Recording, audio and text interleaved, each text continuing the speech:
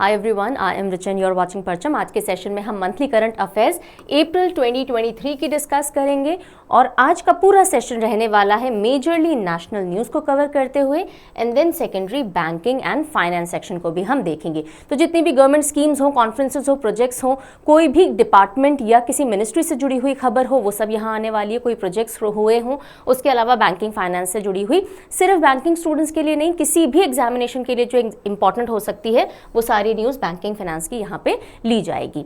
और इससे पहले 3 पार्ट्स ऑलरेडी आ चुके हैं, पर बच्चे टेंशन ना लें जिन्होंने नहीं देखे हैं, बिकॉज इन पार्ट्स का आज वाले वीडियो से कोई लेना देना नहीं है। हम लोग मंथली करंट अफेयर हर बार 5 पार्ट्स में लेकर के आते हैं, क्योंकि हम उसको थीम बेस्ड और कैटेगरी बेस्ड कर देते हैं। जैसे इंपॉर्टेंट डेज एंड थीम्स हम अलग लेते हैं, उसके बाद appointments, books and authors, awards etcetera अलग लिए जाते हैं, state news, science tech, defence अलग ली जाती है। ये सब कवर हो चुका है। आज ये 4th पार्ट आ जाएगा और उसके बाद एक 5th पार्ट आएगा जिसमें हम इंटरनेशनल स्पोर्ट्स इंडिसेस ये सब कवर करेंगे। तो हर पार्ट अपने आप में इंडिपेंडेंट है।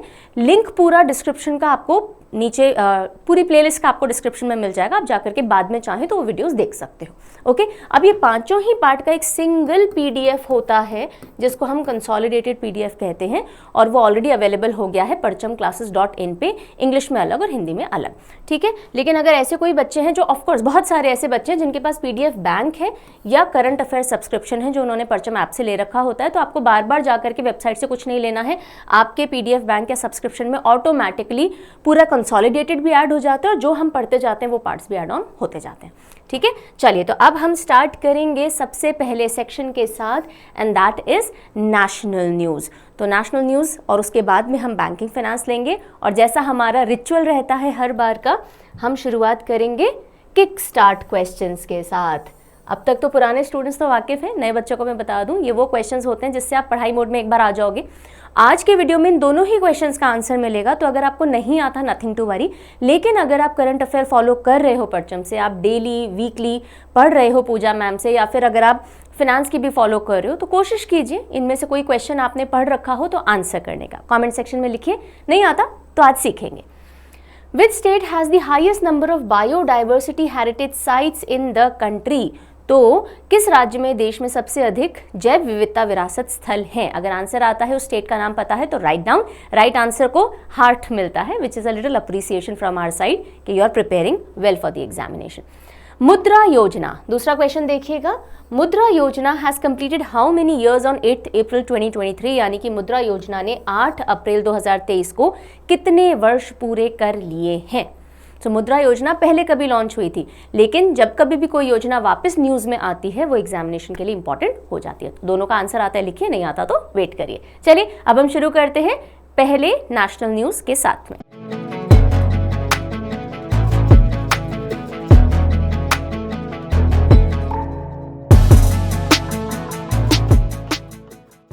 चलिए तो ये है हमारी पहली स्लाइड और देखते हैं पहला पॉइंट जो है, श्रीनगर लेज जेड मोर टनल इनॉग्रेटेड। तो श्रीनगर और लेह को कनेक्ट करने के लिए 2 टनल बनाए जा रहे हैं। उनमें से एक टनल जो है, जिसे जेड मोर टनल कहते हैं, वो इनॉग्रेट कर दिया गया है नितिन गडकरी जी द्वारा। ठीक है, अब ये जो टनल है ये क्या है, क्यों बनाया जा रहा है, किसको कनेक्ट करेगा, ये सारी चीज़ें ढंग से पढ़ते हैं। तो ये जो क्रूशियल जेडमोर टनल है ये कनेक्ट करेगा गगनगीर और सोनमर्ग को, और ये कहाँ है, ये श्रीनगर लेह हाईवे पे पड़ते हैं। एक बार इस डायग्राम पे ध्यान दीजिए। अगर आप यहाँ पे आ रहा है श्रीनगर और ये आपको कारगिल दिख रहा है, यही आगे जाकर के लेह में होगा। तो ये जो पूरी रोड आपको दिख रही है, it is called Srinagar Leh highway, NH1 जिसे कहते हैं। यहाँ पे 2 टनलों का निर्माण किया जा रहा है। ये जो आपको एरिया दिख रहा है, इस जगह बन रहा है ये जेड मोर टनल, क्योंकि जेड तरह की रोड को एक तरह से शॉर्टन करने के लिए, दूसरा ऑल्टरनेटिव रूट बनाने के लिए इसको बनाया जा रहा है, इसलिए इसको जेड मोर टनल कहा जाता है। और दूसरा एक टनल है जिसका निर्माण चल रहा है अभी, ये तो इनॉग्रेट हो गया, इसका अभी चल रहा है, it is called Zoji La tunnel, जो कि एशिया का लॉन्गेस्ट टनल है, जो कि अंडर कंस्ट्रक्शन है। 2024 में इनॉग्रेट करने की बात हो रही है। ठीक है, तो इस जेड मोर टनल का हम पूरा डिस्कशन अभी कर रहे हैं। इतनी बात समझ में आ गई, किसने इनॉग्रेट किया? नितिन गडकरी जी ने इनॉग्रेट किया है। ये वन ऑफ द 2 टनल्स हैं जो कि श्रीनगर और कारगिल के बीच में बन रहा है। अब देखिए, श्रीनगर और कारगिल बोला जाए या श्रीनगर लेह हाईवे बोला जाए या NH1 बोला जाए, सारी बातें एक ही हो जाएंगी, कंफ्यूज नहीं होना है यहाँ पे। और दूसरा टनल जो बन रहा है वो जोजिला टनल है।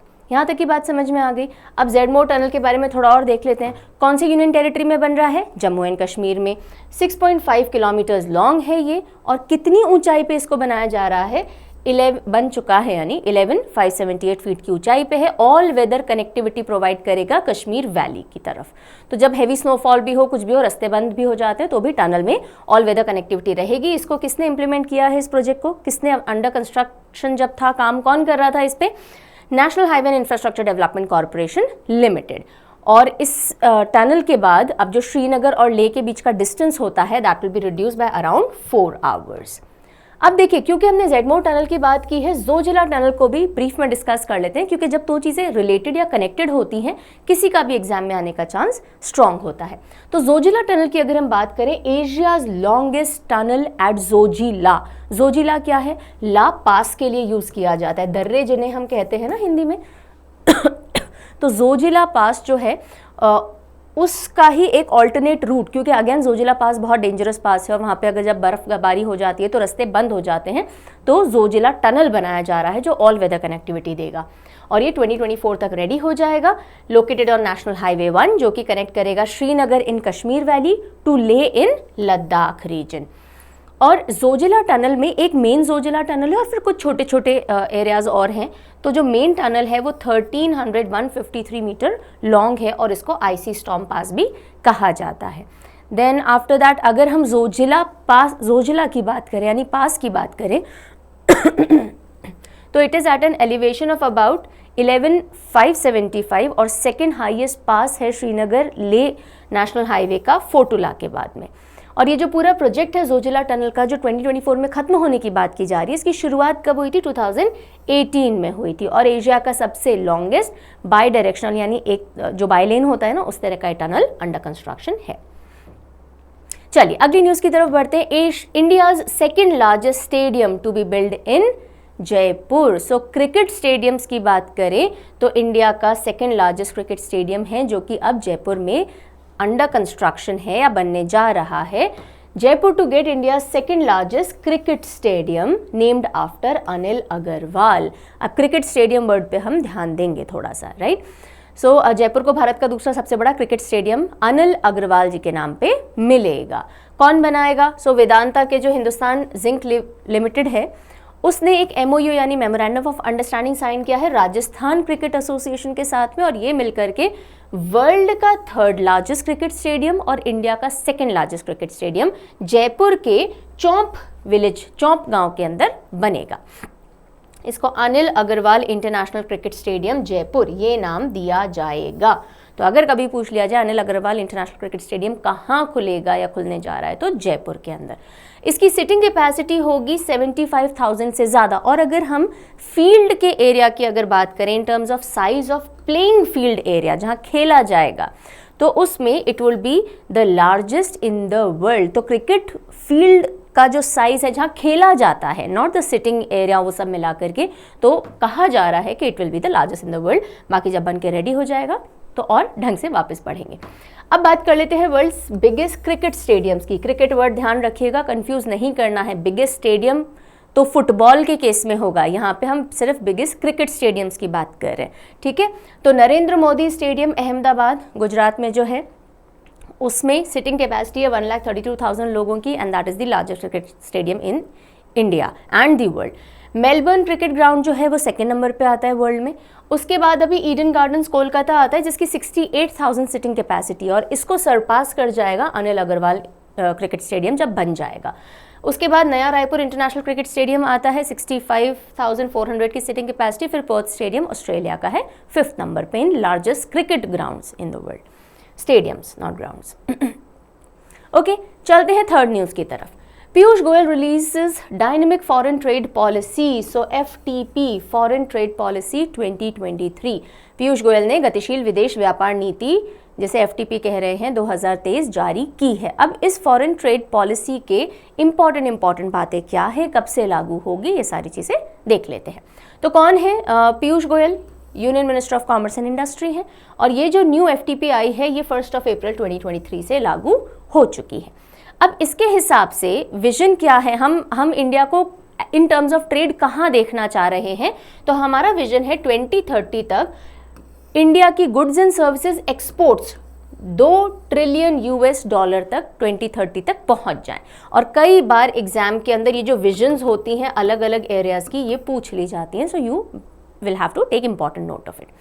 देन अब इस FTP के अंदर एक खास बात जो देखी गई वो था एक नया सेक्टर जिस पे एम्फेसिस आएगा, and that is e-commerce. E-commerce, electronic commerce, तो जो भी एक्सपोर्ट्स होंगे उसमें भी ई-कॉमर्स के थ्रू बढ़ावा दिया जाएगा।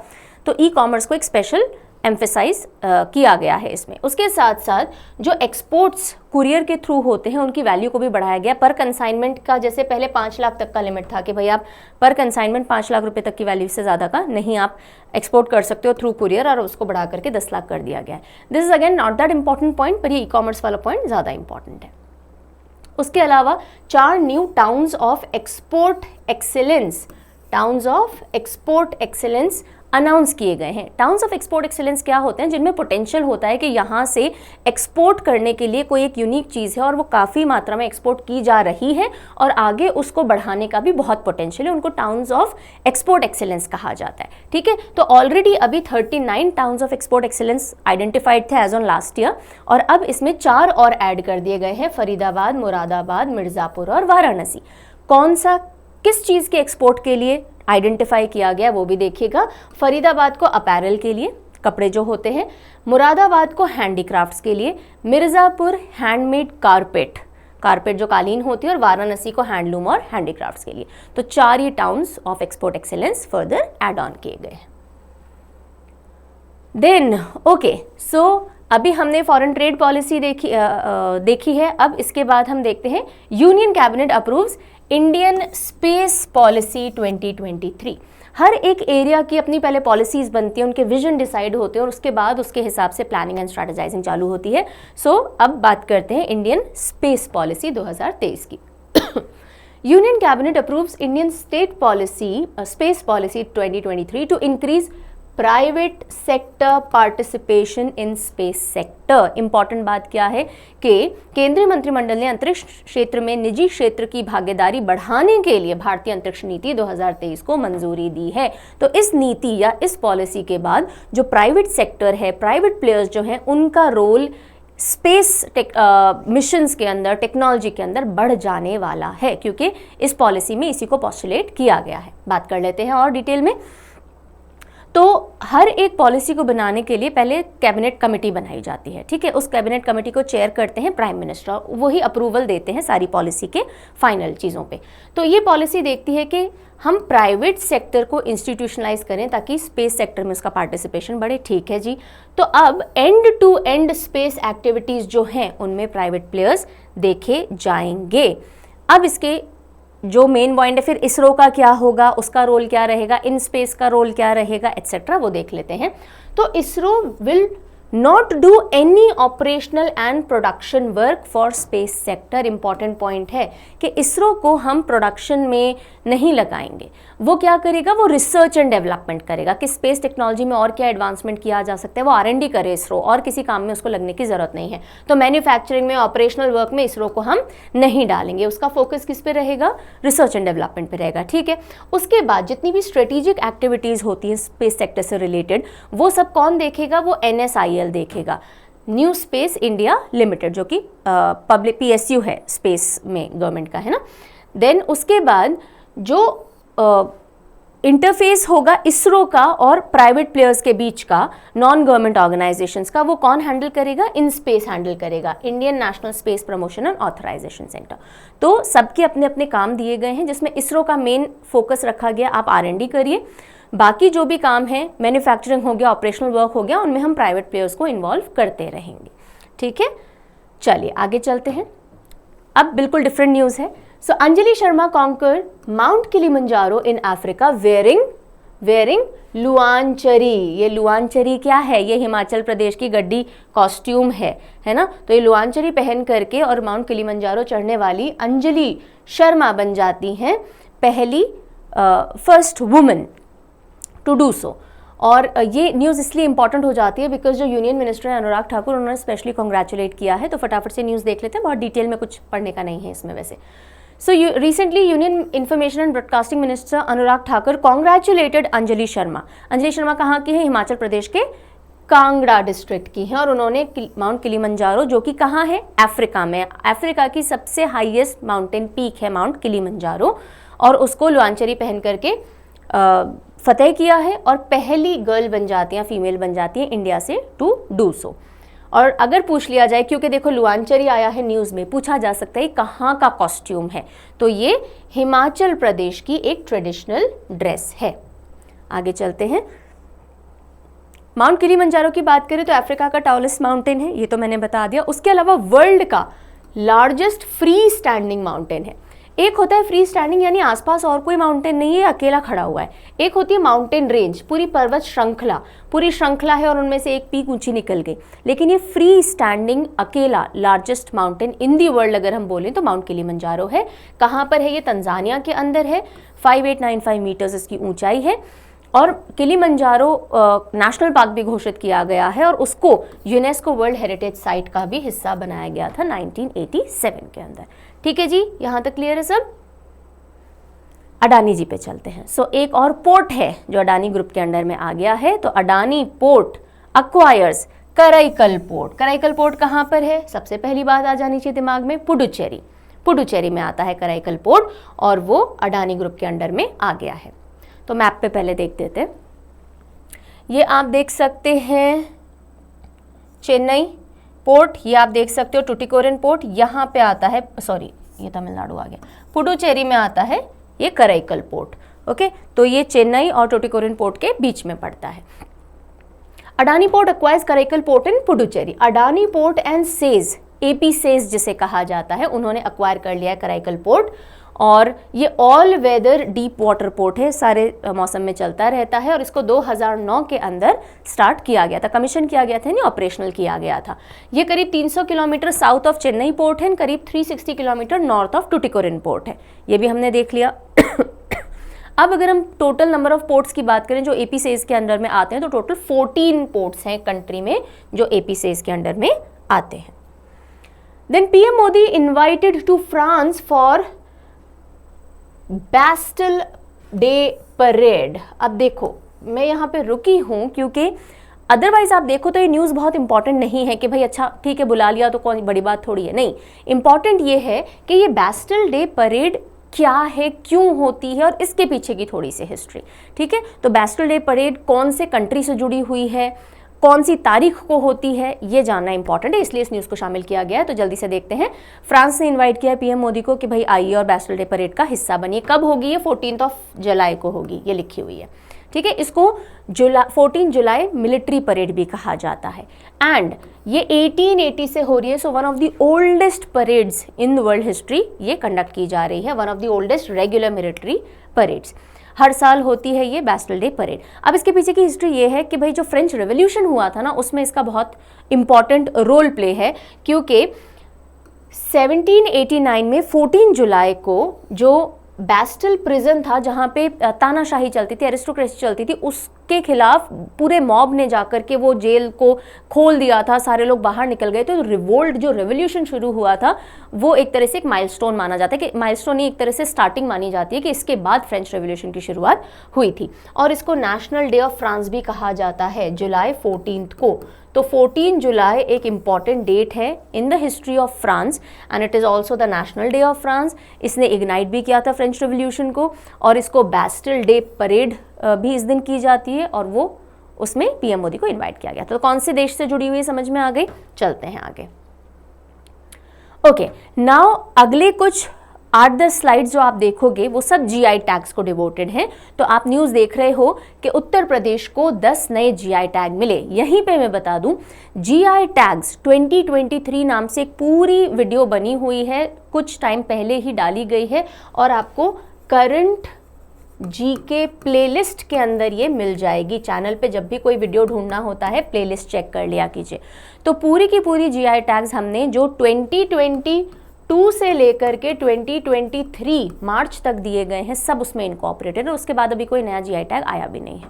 ओके, तो चलिए अब यहाँ पे हम ब्रीफ में बात कर लेंगे जो जो इंपॉर्टेंट है मंथली सीए के हिसाब से, पर अगर आपको और ढंग से पढ़ना है तो आप वो वीडियो रेफर कर सकते हो, वहाँ पे ट्रिक टेक्निक दे करके हमने याद भी कर रखा है सब कुछ। तो उत्तर प्रदेश को कौन कौन से जीआई टैग्स मिले? एक तो बनारस पान, खई के पान बनारस वाला, फिर बनारस का लंगड़ा आम, उसके बाद रामनगर का भाटा, भाटा इज बैंगन, हरे रंग का बैंगन होता है ये।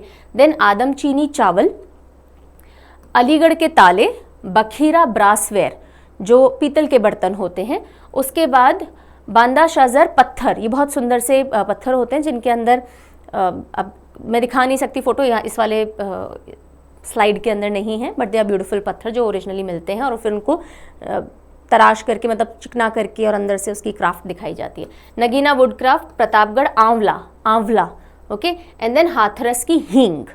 सो ये सारे हैं जिनको जीआई टैग मिला है यूपी से। अच्छा, इनकी कैटेगरी ध्यान रखनी है, ये सब तो नाम से समझ में आ जाएंगे, एग्रीकल्चर है, ये एग्रीकल्चर समझ में आ जाएगा। हाथरस की हींग को फूड स्टफ में मिला है, तो वैसे कैटेगरीज बहुत रेयरली पूछी जाती हैं पर पता होना चाहिए, you never know, it might be asked. इसके बाद यूपी के 10 जीआई टैग के अलावा बिहार को एक जीआई टैग मिला है। किसके लिए? बिहार के वेस्ट चंपारण मरचा राइस, मरचा चावल जो होते हैं उनको जीआई टैग मिला है। मरचा चावल क्यों कहा जाता है? बिकॉज इनका जो साइज और शेप है ना वो काली मिर्च जैसा होता है, गोल गोल छोटा छोटा। सो मरचा राइस कहाँ का? बिहार का। उसके बाद जीआई टैग मिला है मध्य प्रदेश से 9 जीआई टैग, लेकिन ये मैं बता दूं, अच्छा ये मैं पहले ही क्लियर कर दूं, ये सारे जीआई टैग मार्च में मिले। कब मिले? मार्च के अंदर। वैसे हम अप्रैल की सीए पढ़ रहे हैं पर ये सब मार्च 23 के अंदर मिले हैं। ये दोनों जैसे मिडिल मार्च में मिल गए थे, बाकी मेजॉरिटी जीआई टैग्स 31 मार्च को मिले और इसलिए सब जगह न्यूज़पेपर में 1 अप्रैल को देखने को आए हैं, इसलिए अप्रैल न्यूज़ के अंदर इनकॉर्पोरेट किए गए, ठीक है। लेकिन ये सब मिले कब हैं? मार्च के अंदर मिले। So just to let you know, कहीं से भी कोई भी कन्फ्यूजन आपके दिमाग में नहीं रहना चाहिए। तो देखिए, जब हमने मार्च की सीए की थी ना, तो आपने रीवा सुंदरजा मैंगो और मोरिना गजक जीआई टैग वहाँ पढ़ लिया था। तो आप बोलोगे रिपीट कैसे? रिपीट इसलिए क्योंकि वो हमने मार्च मिड में आ गए थे तो मार्च में इंक्लूड कर लिए। ये बाकी सब 31 मार्च को मिले हैं तो अप्रैल के अंदर आए, बिकॉज न्यूज़ में ही अगले दिन आए हैं। तो गॉन्ड पेंटिंग मध्य प्रदेश की हैंडीक्राफ्ट में, रॉट आयरन क्राफ्ट है डिंडोरी की। अच्छा, ये जो गॉन्ड पेंटिंग है ना, ये भी खास तौर से डिंडोरी डिस्ट्रिक्ट में ही की जाती है, डिंडोरी डिस्ट्रिक्ट है एमपी की। उज्जैन की बाटिक प्रिंट जो होती है उसको जीआई टैग मिला है। ग्वालियर के हैंडमेड कारपेट हैं। जबलपुर की स्टोन क्राफ्ट ऑफ बेड़ा घाट, तो बेड़ा घाट की जो मिट्टी है वो खास तौर पे स्टोन क्राफ्ट में काम आती है। वारसियोनी हैंडलूम की साड़ीज़ और फैब्रिक्स। फिर शरबती गेहूं जो कि बहुत हाई क्वालिटी, हाईएस्ट क्वालिटी गेहूं इंडिया में माना जाता है, अपनी हल्की सी स्वीट टेस्ट के लिए और खुशबू के लिए भी होता है। और रीवा सुंदरजा मैंगो और मोरिना गजक पहले हम पढ़ चुके हैं। तो ये सारे मार्च के अंदर मिले हुए जीआई टैग हैं और हम क्यों अभी पढ़ रहे हैं ये मैं एक्सप्लेन कर चुकी हूँ। आगे बढ़ते हैं। अब देखिए, ये जो सीहोर के शरबती गेहूँ है ना, ये मैंने थोड़े से एक्सप्लेनेशन के लिए यहाँ डाल दिए हैं, बिकॉज हो सकता है इसमें से अंदर से कभी कोई कुछ पूछ ले, नहीं भी पूछे तो पता कर लो ऐसे ही। तो सीहोर का शरबती गेहूं एमपी से जीआई टैग्ड है और सीहोर डिस्ट्रिक्ट लार्जेस्ट प्रोड्यूसर है शरबती गेहूं का और एमपी लार्जेस्ट एक्सपोर्टर है शरबती गेहूं का दुनिया में। और इसमें थोड़ा सा स्वीट टेस्ट होता है क्योंकि इसमें सिंपल शुगर ज़्यादा होती है बाकी गेहूं के मुकाबले। फिर हम आते हैं छत्तीसगढ़ पे। तो छत्तीसगढ़ से एक चावल है जिसको जीआई टैग मिला है, नागरी दूबराज राइस। तो नागरी दूबराज राइस है छत्तीसगढ़ का और मरचा राइस है बिहार का। नागरी दूबराज राइस को बासमती ऑफ छत्तीसगढ़ भी कहा जाता है बिकॉज इसमें खुशबू आती है और बासमती की एक क्वालिटी होती है, खुशबूदार होता है। उसी के साथ साथ अगर हम बात करें तमिलनाडु की, तो तमिलनाडु को 11 नए जीआई टैग मिले हैं, राइट। अब वो कौन से हैं? इन सब के प्रोनाउंसिएशन थोड़े से टिपिकल लगेंगे बट एक बार कर लीजिए। सो तमिलनाडु के 11 जीआई टैग, मनपराई मुरुक्कू, कुम्मम पनीर थ्रटचाई, थ्रटचाई ये अंगूर हैं, काले अंगूर होते हैं ना, जैसे स्पेशल अंगूर है, अभी अगली स्लाइड में हम दिखाएंगे। देन मार्थंडम हनी है, ऊटी वारके, ये एक तरह से हम क्या कहें, एक मीठी मठरी जैसा कुछ होता है, स्नैक होता है।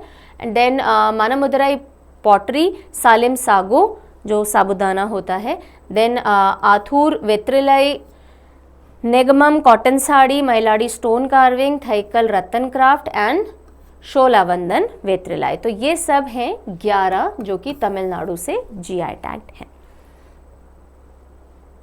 कम्बम ग्रेप्स जो हमने आपको बोला था, Cumbum Panneer Thratchai, Thratchai, so these are those grapes. और ये कम्बम वैली जो है, जो तमिलनाडु के वेस्टर्न घाट्स वाले एरियाज़ में है वहाँ पे उगाए जाते हैं और इनको 1832 में एक फ्रेंच प्रीस्ट ने इंट्रोड्यूस किया था अपने एंटीऑक्सीडेंट्स के लिए और वाइटामिन्स और एसिडिक नेचर इन सब के लिए जाने जाते हैं। सो this is all about GI tags. ठीक है, अब हम आगे अगली न्यूज़ पे चलते हैं। India elected as member of UN statistical commission for 4-year term. So Bharat 4 साल की अवधि के लिए संयुक्त राष्ट्र सांख्यिकी आयोग के सदस्य के रूप में चुना गया है और हमारी जो टर्म है एज मेंबर कब स्टार्ट होगी 1 जनवरी 2024 को और 4 साल के लिए हम मेंबर रहने वाले हैं। ये UN की हाईएस्ट स्टैटिस्टिकल बॉडी है, स्टैटिस्टिक्स वगैरह से जो डील करेगी और ये सिक्योरिटी काउंसिल के अंडर में ही आती है। UN सिक्योरिटी काउंसिल के 24 मेंबर कंट्रीज हैं UN के जो इसका पार्ट है। जल जीवन मिशन अचीव 60% कवरेज माइलस्टोन। तो जल जीवन मिशन जो है, जो हर घर में टैप वाटर है ना, घर घर में जो पानी पहुंचे, वाटर सप्लाई पहुंचे, उससे रिलेटेड ये मिशन है और इसका 60% कवरेज इंडिया के घरों का हो चुका है। वहाँ पे जल जीवन मिशन के तहत पानी पहुँच रहा है। जब ये शुरू हुआ था मिशन तो सिर्फ 2019 में शुरू हुआ था if I am not mistaken और तब उस समय 17% घर ही थे जहाँ पे वाटर कनेक्शंस होते थे। देन अगर हम बात करें 100% कौन से स्टेट्स हैं जिनमें वाटर कनेक्शंस आ चुके हैं, तो गुजरात, तेलंगाना, गोवा, हरियाणा एंड पंजाब, यहाँ पे 100% कवरेज हो गया। यूनियन टेरिटरीज जहाँ पे 100% कवरेज है तो Andaman Nicobar island, Daman and Diu, Dadra Nagar Haveli and Puducherry, यहाँ पे 100% कवरेज जल जीवन मिशन के तहत पहुँच चुका है। राइट, सो अगस्त 2019 के अंदर इसको लॉन्च किया गया था, 15 अगस्त 2019 को, और ये एक फ्लैगशिप प्रोग्राम की तरह लॉन्च किया गया था PM नरेंद्र मोदी जी द्वारा और इसमें इंस्टॉल किया जाएगा source to household water tap connection. जो घर में हमारे पानी के कनेक्शंस होते हैं बस वही चीज़ है घर घर तक पहुंचाने का। Then government approves Kirit Parikh panel recommendations on natural gas pricing. So यहाँ पे इंपॉर्टेंट ये है कि नेचुरल गैस की प्राइसिंग को रिवाइज या सेट करने के लिए किसके रिकमेंडेशंस को गवर्नमेंट ने अप्रूवल दिया है। सो किरित पारिक जी के रिकमेंडेशंस को। तो सरकार ने प्राकृतिक गैस मूल्य निर्धारण पर किरित पारिक पैनल की सिफारिश को मंजूरी दी है। अब इन नए गाइडलाइंस को लाया गया है ताकि जो कंज्यूमर्स जो नेचुरल गैस वगैरह यूज़ करते हैं ना, डोमेस्टिक गैस जो होती है, पर्टिकुलर डोमेस्टिक गैस के कंज्यूमर्स जो हैं, तो उनको एक फेयर प्राइसिंग दी जा सके। साथ ही साथ जो प्रोड्यूसर्स हैं, जो ले रहे हैं, जो डिस्ट्रीब्यूट कर रहे हैं, उनके साथ भी फेयर प्राइसिंग हो, उनको भी बेनिफिट्स मिले, इंसेंटिव्स मिले। तो इन सबको ध्यान में रखते हुए प्राइसिंग रिवाइज की गई है। तो न्यू गाइडलाइंस हैं to ensure a stable pricing regime for domestic gas consumers और एडिक्वेट प्रोटेक्शन मिले प्रोड्यूसर्स को भी, ताकि अगर मार्केट फ्लक्चुएशंस हो रहे हैं, गैस कभी बहुत महंगी हो रही है तो इनको ज़्यादा नुकसान ना हो। ये सारी चीज़ें हैं। तो डोमेस्टिक प्राइसेस जो हैं, या डोमेस्टिक नेचुरल गैस के जो प्राइसेस हैं, वो हर महीने अब से अनाउंस किए जाएंगे। अब हुआ क्या कि भाई अगर इंटरनेशनली कोई भी दिक्कत हो जाती है तो उसका बहुत बड़ा असर डोमेस्टिकली पड़ता है। तो उसको कहीं ना कहीं बैलेंस आउट करने के लिए ये न्यू गाइडलाइंस लाई गई हैं, प्राइसिंग रिवाइज की गई है कि हर महीने अब से डोमेस्टिक नेचुरल गैस के प्राइसेस डिसाइड किए जाएंगे और उनको पेग किया जाएगा, यानी उनकी अपर लिमिट डिसाइड की जाएगी 10% of the international price of Indian crude basket. तो जो हम हमारा जो क्रूड ऑयल हम पूरा खरीदते हैं गैलन्स के अंदर जो पूरा आता है, सो उनकी जो भी प्राइसिंग इंटरनेशनली रहेगी उसके 10% से ऊपर हम नहीं लेके जाएंगे हमारी प्राइसेस को। ये अपर लिमिट डिसाइड हो गई है और इससे एक्सपेक्ट किया जा रहा है कि जो गैसेस हैं, नेचुरल गैस हो गई या फिर PNG हो गई, इन सब के प्राइसेस में 10% तक गिरावट आएगी to the consumer. Fine. Actually ये जो इंडियन क्रूड बास्केट आप देख रहे हो ना, इसको समझने के लिए फिर वो ये कि सार क्रूड एंड स्वीट क्रूड, तो बेसिकली इतना ही समझिए कि जो भी हम टोटल इंपोर्ट करते हैं क्रूड ऑयल, सो उसके इंटरनेशनल प्राइसेस का 10% पेग किया गया है।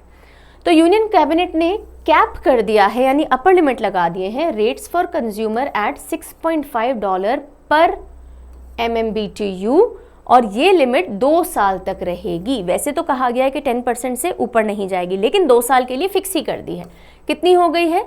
यूनियन कैबिनेट ने कितनी कैप कर दी कि भाई कंज्यूमर को इससे महंगा भी 2 साल तक तो नहीं मिलेगा गैस, और वो है $6.5 पर MMBTU, that is metric million British thermal units. March 31, 2025 तक यही रेट पे मिलेगा। और इसी के साथ साथ एक फ्लोर प्राइस भी डाल दिया है कि भाई $4 से कम सस्ता भी नहीं होगा ये, ताकि जो प्रोड्यूसर्स हैं उन सबको दिक्कत ना आए। ठीक है, बस इतनी बातें हैं इसमें मेन जो मोटी है। Union government has recently approved the installation of how many nuclear reactors in the country, यानी केंद्र सरकार ने हाल ही में देश में कितने परमाणु रिएक्टरों की स्थापना को मंजूरी दी है। न्यूक्लियर रिएक्टर्स होते हैं जहां पे nuclear reactions will take place और उसके बाद जो एनर्जी होगी उससे इलेक्ट्रिसिटी प्रोड्यूस की जाती है, तो वो न्यूक्लियर पावर प्लांट्स का एक इंपॉर्टेंट हिस्सा होता है न्यूक्लियर रिएक्टर, ठीक है, एक चेंबर होता है। तो ऐसे 10 न्यूक्लियर रिएक्टर्स को मंजूरी मिल गई है। तो इससे क्या होगा, अगेन एनर्जी प्रोडक्शंस जो हैं उनमें सपोर्ट होगा। तो ये 4 डिफरेंट स्टेट के अंदर सेटअप किए जाएंगे, कर्नाटका के कैगा में, हरियाणा के गोरखपुर, मध्य प्रदेश का चुक्ता और राजस्थान का माही बांसवाड़ा। अब इसमें अगर आप देखें तो 4 न्यूक्लियर रिएक्टर्स राजस्थान के माही बांसवाड़ा में जाएंगे, बाकी तीनों लोकेशंस पे 2-2 जाएंगे, ठीक। और ये 2031 तक एक करके सेटअप किए जाएंगे। 1,05,000 करोड़ की लागत इन टोटल 10 न्यूक्लियर रिएक्टर्स पे लगनी है। What is the name of India's first semi-high-speed regional rail service launched by NCRTC? Semi-high-speed regional rail services पहली बार इंडिया में शुरू की गई और उसमें किसने शुरू की है, national capital region transport corporation में, जो NCR वाला रीजन है वहां पे। तो उसका नाम क्या है आपसे पूछा जा रहा है।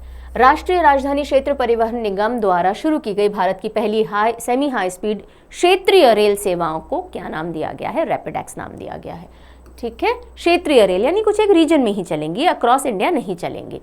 Rapid x regional rapid transit system RRTS corridors पे चलेगी और ये कनेक्ट करेगी अर्बन नोड्स को NCR रीजन्स के अंदर।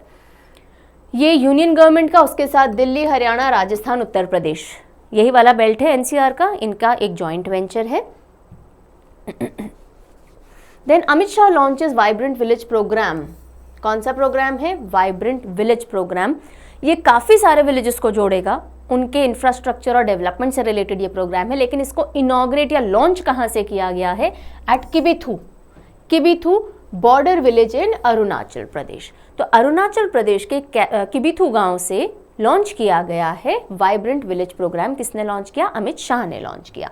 किबिथू एक बार मैप पे देख लो, ये अरुणाचल प्रदेश है, यहाँ पे ये किबिथू पड़ता है।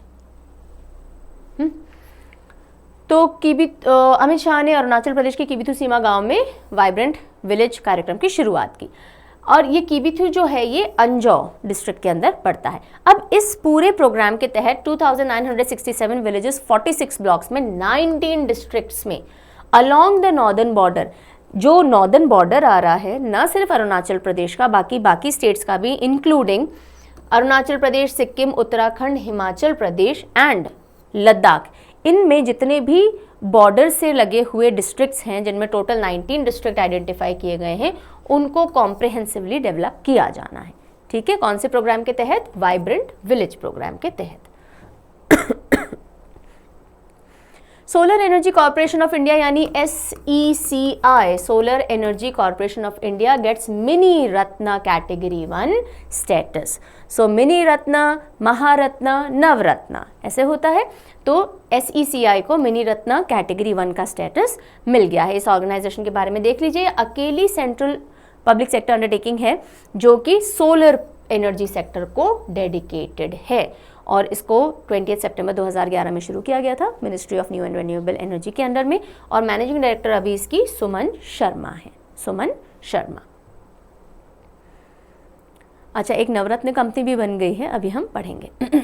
उससे पहले yes, world's first Asian king vulture conservation centre build in Maharajganj. कहाँ है महाराजगंज, उत्तर प्रदेश के अंदर है। तो वर्ल्ड का पहला, इतना सुंदर वल्चर है, ये डरावना भी है थोड़ा सा। सो वर्ल्ड का पहला एशियन किंग वल्चर जो है, इसको कंजर्व करने के लिए, इसकी ब्रीडिंग, कैप्टिव ब्रीडिंग कराने के लिए, यानी कि कैप्टिविटी के अंदर, नज़रबंदी के अंदर इनकी ब्रीडिंग करवाई जाए और इनको फिर वाइल्ड में छोड़ दिया जाए ताकि ये रिहैबिलिटेट हो सके।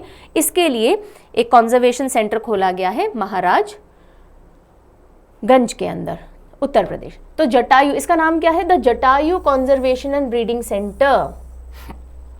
नाम क्या है, जटायु, जटायु थे ना, है ना, उससे ध्यान रखेंगे। Jatayu conservation and breeding centre has been set up as the world's first conservation and breeding centre for Asian king vulture in which state, in Uttar Pradesh, ठीक है। सो उत्तर प्रदेश के गोरखपुर फॉरेस्ट डिवीजन के महाराजगंज डिस्ट्रिक्ट में इसको किया गया है। और एशियन किंग वल्चर की बात करें तो क्रिटिकली एंडेंजर्ड स्पीशीज़ है, क्रिटिकली एंडेंजर्ड है और वाइल्ड लाइफ प्रोटेक्शन एक्ट के तहत प्रोटेक्टेड है।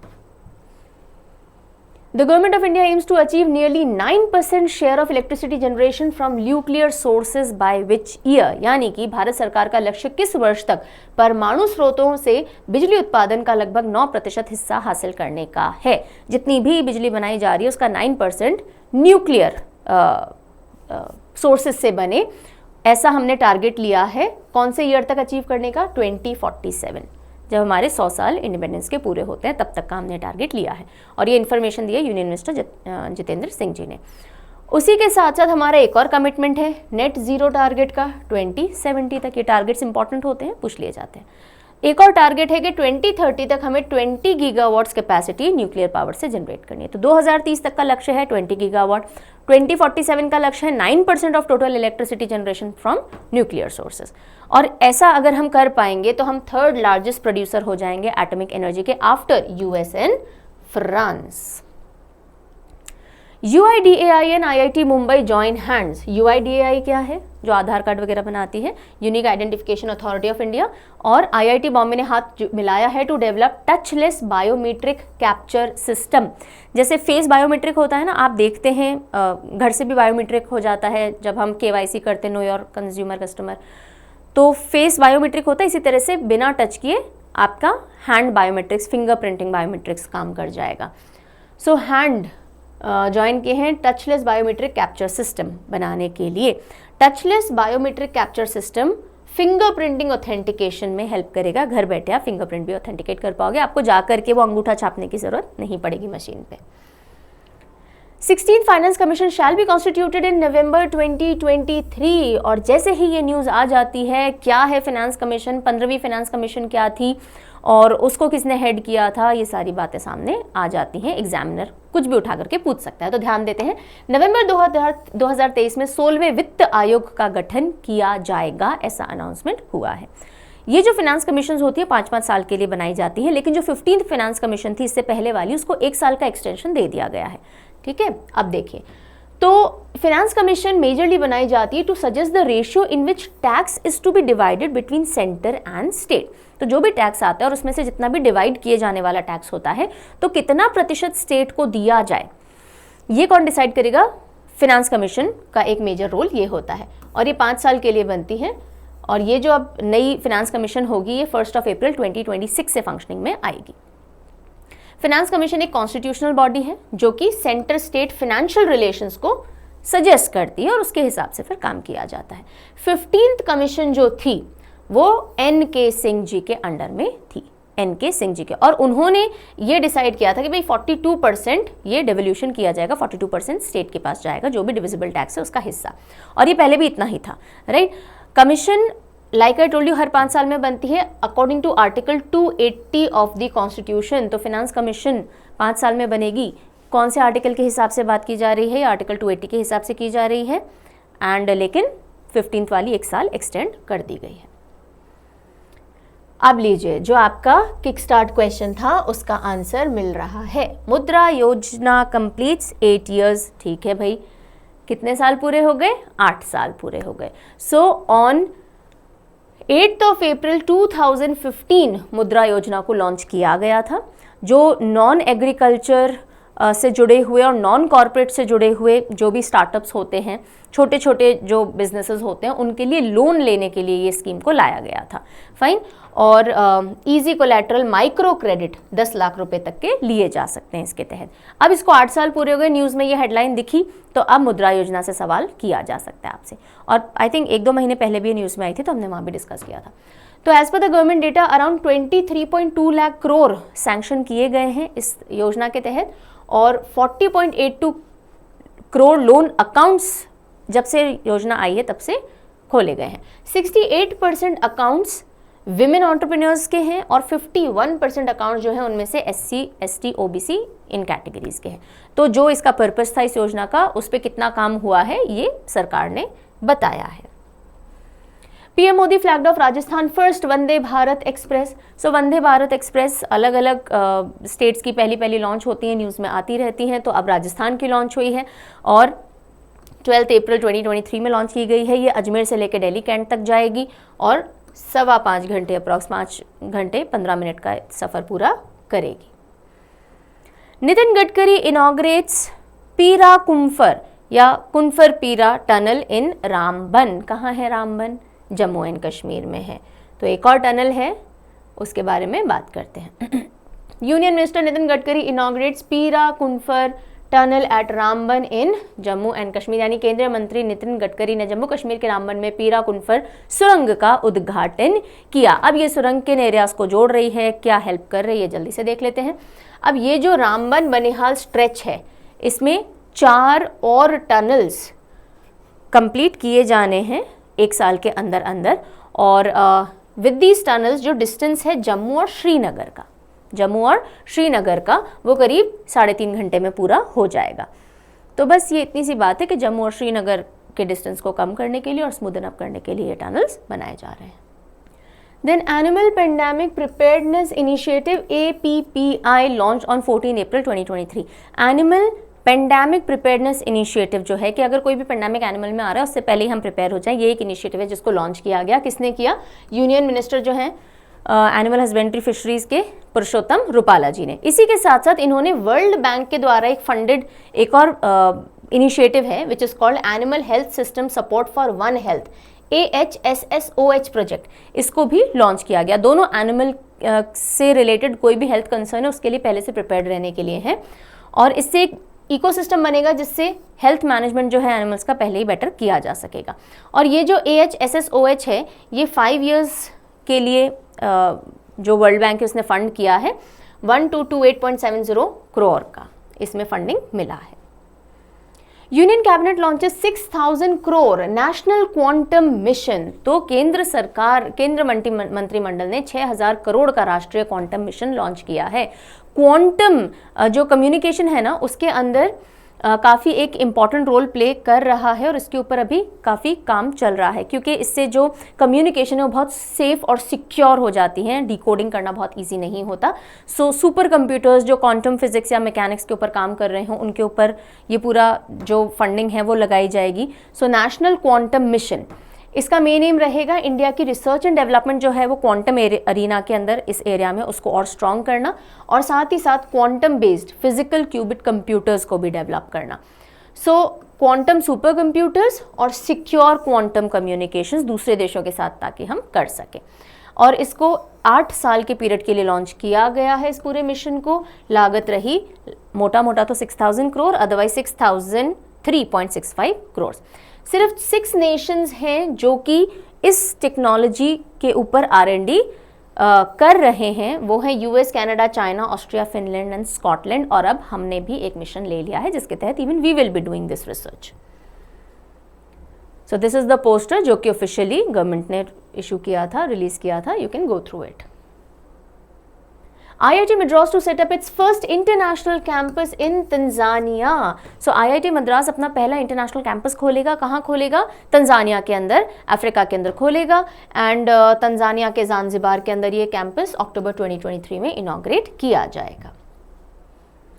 बंगाल, ये आ गया आपका सेकेंड किक स्टार्ट क्वेश्चन का आंसर कि बंगाल को 4 नए बायोडाइवर्सिटी हेरिटेज साइट्स मिले हैं। ये आपका क्वेश्चन नहीं था, आपको था कि मैक्सिमम बायोडाइवर्सिटी हेरिटेज साइट कौन से स्टेट के पास है। तो इन 4 नए बायोडाइवर्सिटी हेरिटेज साइट के ऐड होने के बाद बंगाल के पास टोटल 8 बायोडाइवर्सिटी हेरिटेज साइट हो जाते हैं। मैक्सिमम नंबर किसी स्टेट के पास है तो वेस्ट बंगाल के पास है, ठीक है। So the state with maximum number of biodiversity heritage sites और पार्क्स इज वेस्ट बंगाल। चलो, सो 4 बायोडाइवर्सिटी हेरिटेज साइट हाल ही में नोटिफाई किए गए और इससे अब बंगाल की जो वेस्ट बंगाल की टैली है वो 8 पहुंच जाती है। कौन से वो साइट हैं वो देख लेते हैं। 4 बलिदंगा और state horticulture research and development station campus Depara के अंदर, ये दोनों नादिया में हैं तो ये 2 हो गए, ये फर्स्ट और ये सेकेंड साइट। उसके अलावा नामथिंग पोखर दार्जिलिंग के अंदर और आमखोई फॉसल पार्क बीरभूम के अंदर, ये 4 बायोडाइवर्सिटी हेरिटेज साइट हैं जो वेस्ट बंगाल को मिले हैं। इसमें जो अम्खोई फॉसिल पार्क है वो पहला वुड फॉसिल पार्क है वेस्ट बंगाल का। अब क्योंकि हम बात करें बायोडाइवर्सिटी हेरिटेज साइट की, तो ये जानना जरूरी है कि सबसे पहली साइट कौन सी थी और कहाँ थी। तो 2007 के अंदर सबसे पहली बायोडाइवर्सिटी हेरिटेज साइट मिली थी। किसको मिली थी? कर्नाटका को मिली थी, नालूर टैमरिन ग्रोव के तौर पे। ओके, बायोडाइवर्सिटी हेरिटेज साइट होती क्या है? कोई भी ऐसी जगह, एक साइट जो कि बहुत फ्रेजाइल है, वहाँ का इकोसिस्टम बहुत फ्रेजाइल है, वहाँ बहुत सारी जैव विविधता मिलती है और वो बहुत लाइक ऐसे नाजुक वातावरण या इकोसिस्टम पे टिका हुआ है कि अगर वहाँ के क्लाइमेट में, मिट्टी में, जैव विविधता में थोड़ा भी चेंज आएगा, तो क्लाइमेट में, मिट्टी में कोई भी चेंज आएगा तो जैव विविधता यानी बायोडाइवर्सिटी उसकी अफेक्ट हो जाएगी। तो ऐसे सेंसिटिव एरियाज, फ्रेजाइल एरियाज को बायोडाइवर्सिटी हेरिटेज साइट घोषित किया जाता है, जिसमें यूनिक और इकोलॉजिकली फ्रेजाइल इकोसिस्टम मिलते हों और जहां बायोडाइवर्सिटी भी रिच हो। सेक्शन 37 ऑफ बायोडाइवर्सिटी एक्ट 2002 के तहत स्टेट गवर्नमेंट जो है वो नोटिफाई कर सकती है एक बायोडाइवर्सिटी एरिया को in consultation with local bodies, और फिर स्टेट गवर्नमेंट सेंट्रल गवर्नमेंट के साथ में मिलकर के रूल्स वगैरह बना सकती है उस साइट के लिए। लेकिन कोई भी biodiversity heritage site restriction compulsory नहीं कर सकती, मैंडेटरी नहीं कर सकती। वहाँ पे ऐसा कोई रिस्ट्रिक्शन नहीं होता कि आप ये नहीं कर सकते, वो नहीं कर सकते। लोग वॉलंटरी चाहें उस जगह को प्रोटेक्ट करना तो किया जा सकता है। जैसे नेशनल पार्क्स वगैरह में स्ट्रिक्ट रूल्स होते हैं, यहाँ पे ऐसा नहीं होता है। ओके, सो ये कौन है दो लोग? अगर आप पहचान सकते हो, असम और अरुणाचल प्रदेश के सीएम हैं, और एक बहुत बड़ी लड़ाई है जिसको कि खत्म किया गया है। Assam and Arunachal Pradesh government ink deal, यानी उन्होंने डील साइन की to end 51 year old border dispute. Arunachal और असम के बॉर्डर को लेकर के 51 ईयर से एक डिस्प्यूट चला आ रहा था और फाइनली उसको एंड कर दिया गया है। Union home minister Amit Shah और किरेन रिजिजू जो कि लॉ एंड जस्टिस मिनिस्टर हैं, उनकी प्रेजेंस के अंदर ये अग्रीमेंट साइन हो गया है।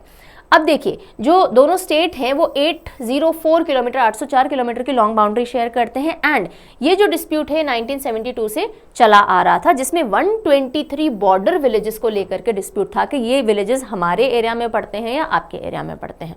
उसमें से 71 जो विलेजेस थे उनका डिस्प्यूट कुछ टाइम पहले रिजॉल्व हो गया था, लेकिन अब जो रिमेनिंग 52 विलेजेस थे उनको लेकर डिस्प्यूट चल रहा था और उसको भी अब फाइनली सेटल डाउन कर लिया है, अग्रीमेंट साइन हो गया है। क्या सेटलिंग हुई है वो देखिएगा कि इन 52 में से जो 49 विलेजेस हैं उनको एक रीजनल कमेटी बनाई जाएगी अगले 6 महीने में, जो देख करके सेटल डाउन कर देगी कि कहाँ आ रहे हैं, and both will be agreeing to it. और जो 3 विलेजेस हैं वो इंडियन एयरफोर्स के बॉम्बिंग रेंज में पड़ते हैं, तो उनको एनीवेज रिलोकेट करना रहेगा। तो ये दोनों जो स्टेट्स हैं इसमें अग्री करते हैं और फाइनली साइन कर लिया गया है।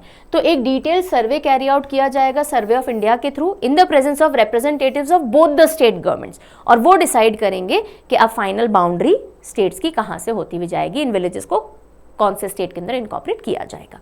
ओके, चलिए, first water body census of India, और इसके ऊपर हमने बनाया था एक शॉर्ट वी जिसमें आप बहुत सारे बच्चों ने देखा and they give answers also. तो हमने एक नया सिस्टम स्टार्ट किया है, नया सिस्टम तो क्या, एक फीचर स्टार्ट किया है जो यूट्यूब ने तो बहुत समय से दे रखा था, हम यूज़ नहीं कर रहे थे, और वो है अब हम YT शॉर्ट्स बनाते हैं।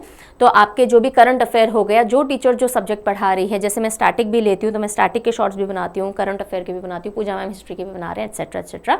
तो वो शॉर्ट्स भी देखा करिए, वहाँ से थोड़े से समय में आपको काफ़ी इन्फो मिल जाती है। सो वहाँ पे भी हमने डिस्कस किया था, यहाँ भी कर ही रहे हैं। फर्स्ट वाटर बॉडी सेंसस हुआ है, पहली जल निकायों की जनगणना की गई है भारत के अंदर। कौन सी मिनिस्ट्री है जिसने करवाया? मिनिस्ट्री ऑफ जल शक्ति ने करवाया है, और इसको 6th माइनर इरिगेशन सेंसस के साथ साथ में कर लिया गया। इसमें पता चला कि टोटल कितनी वाटर बॉडीज हैं इंडिया के अंदर, तो 24,24,540 वाटर बॉडीज पूरी गिनती में आई हैं, और maximum water bodies West Bengal में देखी गई हैं 7.47 लाख। सबसे कम वाटर बॉडीज कौन से स्टेट में दर्ज की गई? सिक्किम के अंदर की गई, 134। ओके, ये पोस्टर है, यहाँ पे दिखा रखा है state with most water bodies. तो सबसे पहले नंबर पे आता है वेस्ट बंगाल, ये मैंने आपको WUWAO, अगर आपको याद हो, वाओ से याद करवाया था। सो वेस्ट बंगाल, उत्तर प्रदेश, आंध्र प्रदेश, ओडिशा एंड असम, ये टॉप 5 स्टेट हैं जिनमें सबसे ज़्यादा वाटर बॉडीज पाई गई हैं। उसके अलावा सबसे कम वाटर बॉडीज सिक्किम, उसके बाद अरुणाचल प्रदेश, अगर हम बात करें स्टेट्स की, और यूनियन टेरिटरी की बात करें तो चंडीगढ़ और दिल्ली आ जाता है। एनक्रोचमेंट की वजह से सबसे ज़्यादा वाटर बॉडीज़ का लॉस कहाँ हुआ है, यानी जिन वाटर बॉडीज़ के ऊपर कोई कंस्ट्रक्शन कर दिया गया हो या उनको रास्ता बना दिया गया हो, वहाँ से किसी भी तरह से एनक्रोच कर लिया गया हो, तो सबसे ज़्यादा लॉस यूपी के अंदर हुआ है वाटर बॉडीज़ का ड्यू टू एनक्रोचमेंट। आगे चलते हैं। रिपोर्ट ने बताया कि 97.1% वाटर बॉडीज जो हैं वो रूरल एरियाज में पाई गई हैं और 99.7 वाटर बॉडीज पब्लिक ओन्ड हैं और बहुत थोड़ी सी हैं जो प्राइवेट ओनरशिप के अंदर आती हैं। अब ये इंपॉर्टेंट है, देखिएगा, हाईएस्ट नंबर्स ऑफ पॉन्ड और रिजर्वायर्स। अच्छा, सारी वाटर बॉडीज में सबसे ज़्यादा किस तरह की वाटर बॉडी है? पॉन्ड्स पाए गए हैं, तालाब पाए गए हैं। और पॉन्ड्स और रिजर्वायर सबसे ज़्यादा मिले हैं वेस्ट बंगाल में। आंध्र प्रदेश में सबसे ज़्यादा टैंक्स पाए गए। तमिलनाडु के अंदर लेक सबसे ज़्यादा हैं और महाराष्ट्र में वाटर कंजर्वेशन स्कीम सबसे ज़्यादा चलाई जा रही हैं। डिस्ट्रिक्ट की अगर हम बात करें तो वेस्ट बंगाल की साउथ 24 परगनास डिस्ट्रिक्ट जो है वहाँ पे maximum number of water bodies दर्ज की गई हैं। और अगर हम बात करें एनक्रोचमेंट की तो 1.6% of total water bodies encroached पाई गई हैं, जिसमें से मैक्सिमम एनक्रोचमेंट रूरल एरियाज में दर्ज किया गया है। तो ये सारे हाइलाइट्स हमने कवर कर लिए। Ministry of civil aviation launches Udan 5.0। सो उड़ान जो कि उड़े देश का आम नागरिक, ये स्कीम है रीजनल कनेक्टिविटी के लिए थ्रू एयर, तो उसका 5.0 वर्जन आ गया है। 5th फेज है ये regional air connectivity scheme under उड़े देश का आम नागरिक। और इसके अंदर 2 तरह के एयरक्राफ्ट्स के ऊपर फोकस रहा। कैटेगरी 2 ऐसे एयरक्राफ्ट जिनमें 20 से लेकर 80 सीट्स होंगी एंड कैटेगरी 3 जिनमें मोर देन 80 सीट्स होंगी, है ना। देन ये जो 600 किलोमीटर की लिमिट थी पहले कि 600 किलोमीटर तक की ही फ्लाइट होनी चाहिए, उसको हटा दिया गया है, रेस्ट्रिक्शन हटा दिया गया है। ओरिजिन और डेस्टिनेशन के बीच में अब ऐसा कोई लिमिट नहीं रखा गया है। और पहले था कि भाई जब आइडेंटिफाई कर लिया जाएगा किसी एयरपोर्ट को ऑपरेशंस ग्रांट कर दी जाएंगे तो 6 महीने के अंदर अंदर काम चालू होना चाहिए। अब उसको उस अवधि को 4 मंथ्स कर दिया गया है। एयरलाइन को जैसे आइडेंटिफाई कर लिया जाए तो 4 महीने के अंदर अंदर ऑपरेशनल होना पड़ेगा। उड़ान स्कीम जो है वो 2016 के अंदर शुरू की गई थी और जो रीजनल एरियाज़ हैं, जो डोमेस्टिकली ही ऐसे एरियाज़ हैं जो इंटीरियर्स तक कनेक्टिविटी प्रोवाइड करवाने के लिए थ्रू एयर, उसके लिए स्टार्ट की गई थी। और अभी हमारे कौन है यूनियन मिनिस्टर सिविल एविएशन के? Jyotiraditya Scindia. Then India launches operation Kaveri. Operation का क्या नाम है? कावेरी वो वाला ऑपरेशन नहीं है, बचाव मिशन है। To evacuate stranded citizens from war hit Sudan. Sudan में फंसे नागरिकों को निकालने के लिए भारत ने ऑपरेशन कावेरी शुरू किया। तो ये अफ्रीका के अंदर सुडान है, यहाँ पे वॉर छिड़ गई, सिविल वॉर, और इसके चलते वहाँ पे भारतवासी भी अटक गए और उनको निकालने के लिए मिशन चलाया जा रहा है, अभी भी चल रहा है। C-130J हैवी लिफ्ट एयरक्राफ्ट और नेवल शिप INS सुमेधा, इन दोनों को तैनात किया गया था इनिशियली वहाँ से लोगों को निकालने के लिए। ओके, चलिए।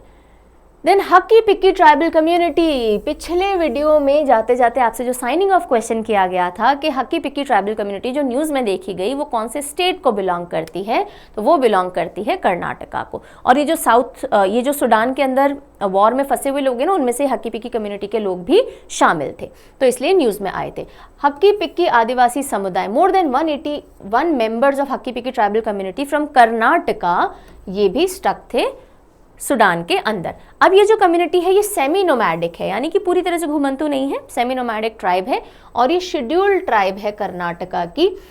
हक्की का मतलब होता है चिड़िया, पिक्की जो उसको पकड़ते हैं। तो इनिशियली ये बर्ड कैचर्स थे, फॉरेस्ट वगैरह में रहा करते थे और अब ये मेजरली क्यों गए हुए हैं सुडान, इनमें से इनके समुदाय के काफ़ी सारे लोग, क्योंकि जो भी मेडिसिनल चीज़ें बनाते हैं वहाँ जाके उसका मार्केट है, वहाँ सेल ऑफ करते हैं।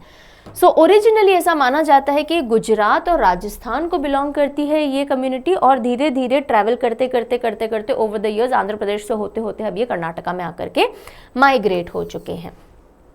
एंड बस इतनी बातें, तो उनकी जो आयुर्वेदिक प्रोडक्ट्स हैं वो उस कॉन्टिनेंट में जाके सेल ऑफ कर रहे थे।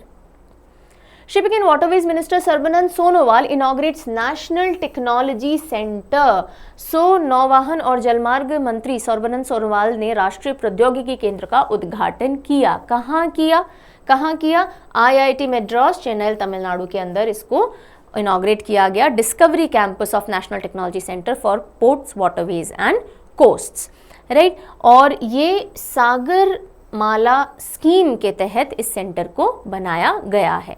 एंड इसका मेन काम है R&D करना, जो भी हमारा मैरीटाइम सेक्टर है उससे रिलेटेड, कि उसमें ओशन मॉडलिंग हो सकती है, सेडिमेंट का ट्रांसपोर्ट हो सकता है, वाटर कोस्टल इंजीनियरिंग, तो जो भी कुछ रिसर्च एंड डेवलपमेंट करना है मैरीटाइम हमारे सी से रिलेटेड, वो सब इस सेंटर से पॉसिबल हो पाएगा।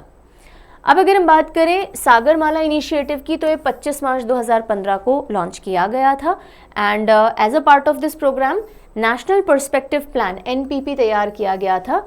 कॉम्प्रिहेंसिव डेवलपमेंट हमारी कोस्ट लाइन का और हमारे जो वाटरवेज हैं, मैरीटाइम सेक्टर हैं, उन सबको कैसे हम डेवलप कर सकते हैं, वो सब इसमें तैयार किया गया था और इसको अप्रूव किया गया था 25 मार्च 2015 को, पर इसको जो रिलीज़ किया गया था इस पूरे सागरमाला इनिशिएटिव को 14 अप्रैल 2016 में किया गया था, जब मैरीटाइम समिट हुआ था, उसके दौरान, मैरीटाइम इंडिया समिट के दौरान। Ministry of finance approves Navratna status to rail Vikas Nigam. I had told you एक नवरत्न कंपनी के बारे में हम पढ़ेंगे। तो अब total number of Navratna companies India में कितनी हो गई हैं? 13 हो गई हैं। अब जल्दी से मुझे बताओ 12th नंबर की नवरत्न कंपनी कौन सी थी? थोड़े महीनों पहले हमने देखा था एक और नवरत्न कंपनी ऐड हो गई थी, तो 12th नवरत्न कंपनी का नाम जल्दी से कमेंट सेक्शन में लिख के बताएंगे। 13th नंबर की नवरत्न कंपनी याद रखिएगा, एग्जाम में पूछे जाने के चांसेस काफ़ी ज़्यादा हैं। रेल विकास निगम, इसके जो हेड हैं उनका नाम याद कर लीजिएगा और ऑफ कोर्स ये कंपनी का नाम याद रखना ही है, ठीक है। और इसको अर्लियर मिनी रत्न CPSE कहा गया था और अब इसको नवरत्न में डाल दिया गया है। 13th नवरत्न कंपनी है। नवरत्न का मतलब होता है 9 रत्न। तो इनिशियली 9 कंपनीज थी 1997 में जिनको नवरत्न का टैग दिया गया था। Centre approves national medical devices policy 2023। सो केंद्र ने, कैबिनेट ने राष्ट्रीय चिकित्सा उपकरण नीति 2023 को मंजूरी दे दी है। इससे होगा क्या कि जो हम हैवी इंपोर्ट डिपेंडेंट है ना, कि हमारे जो भी मेडिकल इक्विपमेंट्स हैं सब कुछ हम इंपोर्ट करें, उससे हमें थोड़ा निजात मिलेगा। और इसी के साथ साथ 157 नर्सिंग कॉलेजेस को भी मंजूरी मिल गई है। तो हम स्टाफ बढ़ा रहे हैं, हम खुद से इक्विपमेंट्स बनाने की कोशिश कर रहे हैं ताकि हमारा जो मेडिकल पूरा एरिया है वो हम उसमें आत्मनिर्भर बन सकें। अब देखो, हम हर जगह पढ़ते हैं कि कैबिनेट ने अप्रूव किया, कैबिनेट ने अप्रूव किया। तो ये जो कैबिनेट है ये कैसे बनाया जाता है? कैबिनेट को अपॉइंट करते हैं president of India on the recommendation of prime minister. और इसमें एक लिमिट होती है कि can not exceed 15% of total number of members in the Lok Sabha. ये एक अपर लिमिट होती है। साइज जो होगा ना कैबिनेट का, इससे ज़्यादा नहीं हो सकता। India to roll out hydrogen trains by December 2023। Vande metro इनको नाम दिया जाएगा। So Vande metro hydrogen powered fuel trains हैं, दिसंबर 2023 तक लॉन्च हो जाएंगी, ऐसा हमारे रेल मंत्री ने कहा है। और ये एक short distance metro rail network होगा जो मेजर सिटीज़ को ही कनेक्ट करेगा, 100 किलोमीटर्स और लेस। और ये कंजेशन जो है लोकल ट्रेन्स के ऊपर, अभी जो प्रेशर है ना, जैसे मेट्रो सर्विसेज होती हैं उसी तरह से ये वर्क करेगा और लोकल ट्रेन्स के ऊपर का प्रेशर को रिड्यूस डाउन कर देगा, वंदे metro. Then Indian Oil LanzaJet to set up India's first green aviation fuel firm.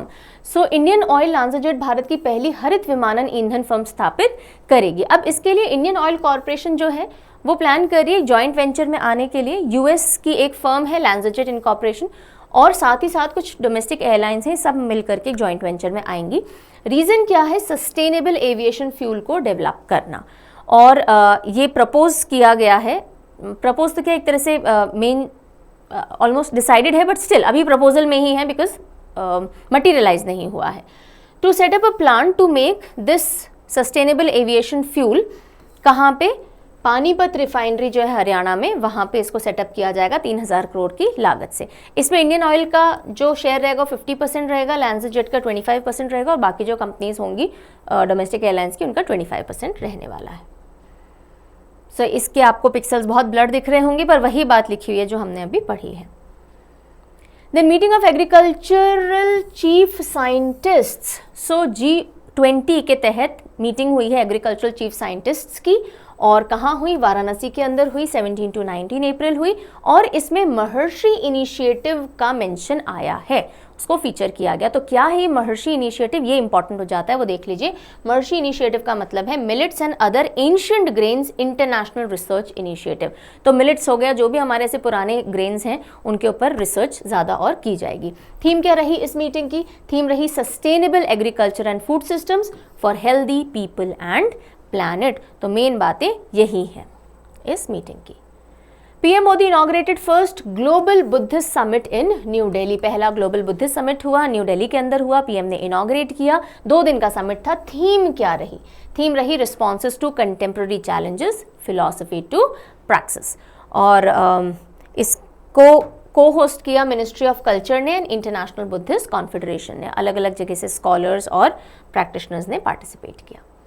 India to chair Commonwealth group on reform of financial architecture. तो इंडिया चेयर करेगा, India to chair Commonwealth group on reform on financial architecture, Bharat वित्तीय संरचना के सुधार पर मंत्रिमंडल समूह की अध्यक्षता करेगा। तो बेसिकली जितने भी फाइनेंस मिनिस्टर्स हैं ना अलग अलग कॉमनवेल्थ कंट्रीज के, उन्होंने अग्री किया है कि इंडिया चेयर करे फाइनेंस मिनिस्टर्स वर्किंग ग्रुप को, ठीक है, for a Commonwealth call for reform of global financial architecture. तो ग्लोबल लेवल पे जो भी कॉमनवेल्थ कंट्रीज हैं उनमें ग्लोबल और कोऑपरेशन लाने के लिए या और इम्प्रूवमेंट लाने के लिए जो पूरी फाइनेंस मिनिस्टर्स की वर्किंग ग्रुप है उन्होंने डिसाइड किया है कि इंडिया उसको चेयर करे। और नाइजीरिया को डेप्यूटी चेयर डिसाइड किया गया है। कॉमनवेल्थ की सेक्रेटरी जनरल कौन है, पेट्रिशिया स्कॉटलैंड केसी।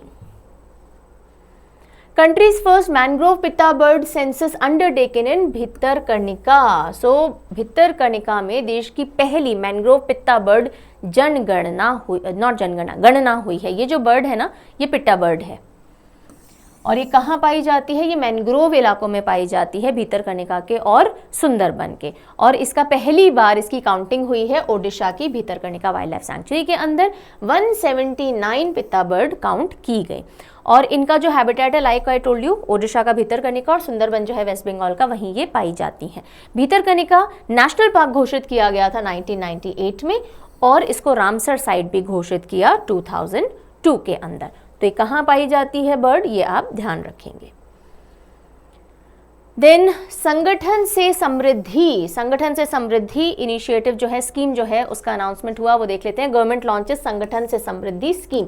सरकार ने संगठन से समृद्धि योजना शुरू की। इसका मेन एम क्या है, जो मार्जिनलाइज विमेन है उनको सेल्फ हेल्प ग्रुप से जोड़ना और ऐसी फीमेल्स सालाना 1 लाख रुपए तक कमा सकें, इस चीज के लिए उनको एम्पावर करना। तो empower marginalise rural household, जितनी भी एलिजिबल रूरल वुमेन हैं उनको सेल्फ हेल्प ग्रुप से जोड़ देना। और रूरल डेवलपमेंट की जो मिनिस्ट्री है उसके दीनदयाल अंत्योदय योजना नेशनल रूरल लाइवलीहुड मिशन जो है NRLM, उसके तहत इस स्कीम को लॉन्च किया गया है। इसका टारगेट है 10 करोड़ वुमेन ऐसी हों जो कि SHG सेल्फ हेल्प ग्रुप से जुड़ जाएं। अभी 9 करोड़ ऑलरेडी हैं तो 1 करोड़ और ऐड करनी है और हर वुमेन कम से कम 1 लाख रुपए सालाना कमाने लायक हो जानी चाहिए।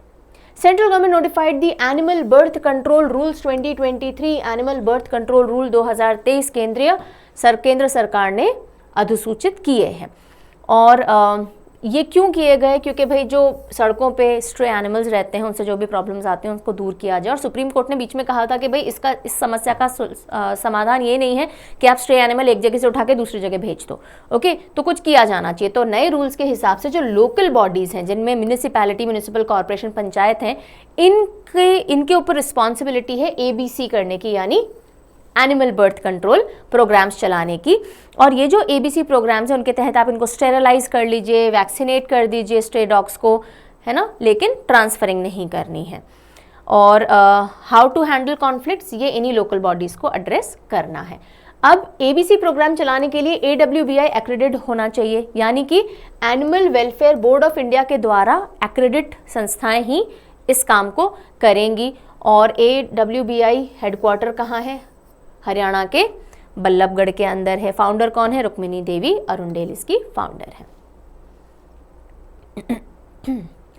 NHAI to create around 10,000 kilometre of digital highways by financial year 24-25। तो NHAI वित्त वर्ष 2024-25 तक लगभग 10,000 किलोमीटर के डिजिटल राजमार्ग बनाएगा। ठीक है, अब डिजिटल राजमार्ग क्या होंगे? जहां पे आपके नेटवर्क करेगा, इंटरनेट वर्क करेगा। तो ये 10,000 किलोमीटर के optic fibre cables infrastructure develop किए जाने हैं। 2 एक्सप्रेसवेज हैं जिनको आइडेंटिफाई किया गया है पायलट के तौर पे। एक तो है दिल्ली मुंबई एक्सप्रेसवे और दूसरा है हैदराबाद बैंगलोर कॉरिडोर। ठीक है, फिर आता है सारथी पोर्टल और मोबाइल ऐप लॉन्च की गई है कृषि मंत्रालय द्वारा। सो agriculture minister launches Sarathi portal and mobile app. कृषि मंत्री ने सारथी पोर्टल और मोबाइल ऐप लॉन्च किया है।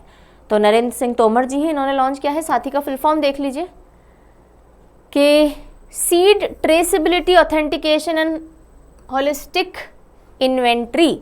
हालांकि मुझे पता नहीं क्यों लगता रहता है कि ये ए आगे आना चाहिए, टी पीछे आना चाहिए, तभी साथी बनेगा, पर PIB प्रेस इन्फॉर्मेशन ब्यूरो और सब जगह यही है, तो हम यही लेंगे, हम अपना दिमाग नहीं चलाएंगे यहाँ पे। एनीवेज, क्योंकि छोटी छोटी चीज़ों से फिर आप गलती कर सकते हो एग्जाम में। तो साथी का फुल फॉर्म ये है, और ये बेसिकली सीड प्रोडक्शन, क्वालिटी, जितनी भी हेल्प चाहिए होती है ना किसानों को कि कैसे हम अच्छी सीड बीज का पता लगाएं, सीड के सर्टिफिकेशन है या नहीं है, वो सारी जानकारी इनको यहाँ से पोर्टल से मिल जाएगी। WHO issue alert over India made cough syrup ग्वाफेनिसिन जो एक कफ सिरप है इंडिया में बनी हुई है, उसका एक बड़ा सा लॉट मिला है मार्शल आइलैंड्स और माइक्रोनेशिया में, और उस लॉट के अंदर डाईइथाइल ग्लाइकॉल और इथाइलिन ग्लाइकॉल की मात्रा अनएक्सेप्टेबल हाई है, जो कि बहुत हानिकारक हो सकती है, और इसके लिए WHO ने अलर्ट घोषित किया है। तो पूछा जा सकता है कौन सी दवाई थी जिसके लिए अलर्ट घोषित हुआ था। बस ये इतनी सी बात है, कफ सिरप है ये, और यहाँ पे एक्सेप्टेबल लेवल से बहुत ज़्यादा मात्रा के अंदर ये कंपाउंड इसमें देखे गए। और ये जो दवाई है ये मैन्युफैक्चर की गई Punjab based QP Pharmachem company limited के अंदर। PM inaugurates 6th edition of One Earth One Health Advantage Healthcare India 2023। So PM Modi ने इनॉग्रेट किया है 6th edition of One Earth One Health Advantage Health India 2023 conference. इस conference को जितने भी health ministers हैं अलग अलग कंट्रीज के, उन्होंने अटेंड किया। साथ ही में वेस्ट एशिया, सार्क, आसिया, अफ्रीकन रीजन्स के जो रिप्रेजेंटेटिव्स थे, डेलीगेट्स थे, उन्होंने भी अटेंड किया। और इसमें आयुष्मान भारत स्कीम के बारे में भी चर्चा की PM ने, जो कि वर्ल्ड की लार्जेस्ट गवर्नमेंट की तरफ से सपोर्टेड हेल्थ कवरेज स्कीम है। तो यहाँ पे हम खत्म करते हैं हमारे नेशनल न्यूज़ को। अब हम बढ़ते हैं सेकंड सेक्शन की तरफ, which is banking and finance section. और उस पर बढ़ने से पहले जल्दी से सवाल के बारे में बता देते हैं कि सवाल एक क्वार्टरली ई बुकलेट है जिसमें आपको 300 MCQs मिलते हैं हर क्वार्टर के, यानी 3-3 महीने में निकाली जाएगी। फर्स्ट क्वार्टर की Q1 की ऑलरेडी आउट हो चुकी है। parchamclasses.in पे से आप इसको अप्रोच कर सकते हो। ना सिर्फ सवाल पर उनके साथ उनके डिटेल एक्सप्लेनेशन भी आपको मिल जाएंगे। और अगर आपका एनुअल सब्सक्रिप्शन आपको इसका चाहिए तो आप परचम ऐप से ले सकते हो, जिसमें 4 ई-बुक्स आपको मिलेंगी। हर एक क्वार्टर एंड होने के बाद वो ई बुक ऐड आपके सब्सक्रिप्शन में कर दी जाएगी। तो एक अच्छा रिवीजन का टूल हो सकता है, एक अच्छा पढ़ाई का टूल हो सकता है। चलिए, सो एक माइलस्टोन पूरा हुआ है, हमारा नेशनल वाला जो सेक्शन है वो पूरा हो गया। तो अगला सवाल है बैंकिंग फाइनेंस से, कोशिश कीजिए इसको आंसर करने का। Which bank has recently launched India's first voice biometric authentication banking app. एक ऐसी ऐप है जिसमें लॉगिन आप अपनी वॉइस से भी कर सकते हो। कौन से बैंक ने लॉन्च किया? आंसर आता है तो लिखिए, नहीं आता तो देखिए, पढ़ेंगे अभी आगे। So government withdraws windfall gains tax on crude oil production। अब जैसे ये न्यूज़ आती है आपको पता होना चाहिए windfall gains tax क्या होता है, पूछा जा सकता है। So सरकार ने कच्चे तेल के उत्पादन पर windfall gain tax वापस ले लिया है। windfall tax लगता है जब बहुत ज़्यादा गेन्स हो जाते हैं ना, सरकार तब लगाती है जब एक इंडस्ट्री को अनएक्सपेक्टेडली लार्जर प्रॉफिट्स होते हैं, तो windfall tax लगा दिया जाता है। लेकिन अब ये टैक्स हटा लिया है क्योंकि भाई अब ओपेक प्लस ने डिसाइड किया है कि हम प्रोडक्शन कट डाउन करेंगे, तो ऑब्वियसली प्रॉफिट्स कम हो जाने वाले हैं। तो क्रूड ऑयल प्रोडक्शन पे 3500 रुपीज़ से 0 कर दिया गया है पर टन इस टैक्स को, ठीक है। और अगर हम डीजल की बात करें तो 1 रुपये पर लीटर से 0.5 पर लीटर तक स्लैश डाउन कर दिया गया है 4 अप्रैल ऑनवर्ड्स। ये टैक्स जुलाई 2022 के अंदर लगाए गए थे जब सोरिंग प्रॉफिट्स हो रहे थे, और अब डिसीजन आया है जब ओपेक प्लस ने डिसाइड किया है कि हम प्रोडक्शन को कट डाउन करने वाले हैं। ओपेक प्लस की बात आई है तो ओपेक प्लस क्या है? ये एक ऐसा ग्रुप है 23 ऑयल एक्सपोर्टिंग कंट्रीज का जो कि रेगुलरली मिलते हैं और डिसाइड करते हैं कि भाई कितना क्रूड ऑयल हम सेल करें मार्केट के अंदर। और इसका जो कोर ग्रुप है वो 13 मेंबर्स का है, उसको ओपेक कंट्रीज बोलते हैं। ये प्लस है यानी और भी देश शामिल हो जाते हैं। Organisation of crude oil exporting countries, जो कि मेनली मिडिल ईस्ट और अफ्रीकन कंट्रीज हैं, तो OPEC and OPEC plus.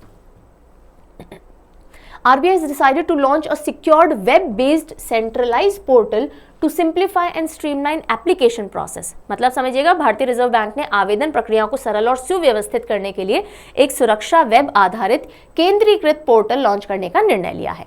What is the name of this portal? इस पोर्टल का नाम क्या है आपसे पूछा जा रहा है। जो भी एप्लीकेशंस आ रही हैं RBI के पास में, उनको और ज़्यादा टाइम बाउंड तरीके से उस पर सोल्यूशन आ जाए और स्मूथली वर्क हो सके, उसके लिए एक क्या लॉन्च किया है? पोर्टल लॉन्च किया। उसका नाम है प्रवाह। प्रवाह होता है जैसे हम बोलते हैं धारा प्रवाह, एकदम स्मूथ रन हो जाए, तो जो भी एप्लीकेशंस आ रही हैं वो स्मूथली प्रोसेसिंग के अंदर चली जाए, इसलिए प्रवाह नाम से लॉन्च किया है। अब वो एप्लीकेशन जो आ रही हैं वो लाइसेंस के लिए आ रही हों, रेगुलेटरी अप्रूवल्स के लिए आ रही हों, किसी भी चीज़ के लिए आ रही हों, इसके थ्रू निकलेंगी। So Pravah stand for platform for regulatory application validation and authorisation. Portal time limit show कर देगा, अच्छा भैया इतनी एप्लीकेशन है, इतना टाइम इसमें लगना चाहिए, उतने दिनों में आपके पास सोल्यूशन इसका आ जाएगा, रिजल्ट इसका आ जाएगा। अभी जो है एप्लीकेशन अप्रूवल प्रोसेस फिजिकल अलग है, ऑनलाइन अलग है, अब ये सारी चीज़ें सेम हो जाएंगी, एफिशिएंसी बढ़ जाएगी।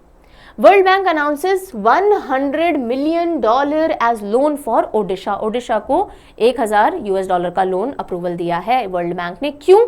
क्योंकि forecasting systems, early forecasting systems develop करने के लिए, जो भी डिजास्टर्स होते हैं उनके अगेंस्ट, साइक्लोन के लिए बहुत प्रोन है ओडिशा, और इसलिए पहले से अर्ली वार्निंग सिस्टम्स डेवलप करने के लिए हर 15 महीने में ऑन एन एवरेज यहाँ पे कोई ना कोई साइक्लोन हिट करता है।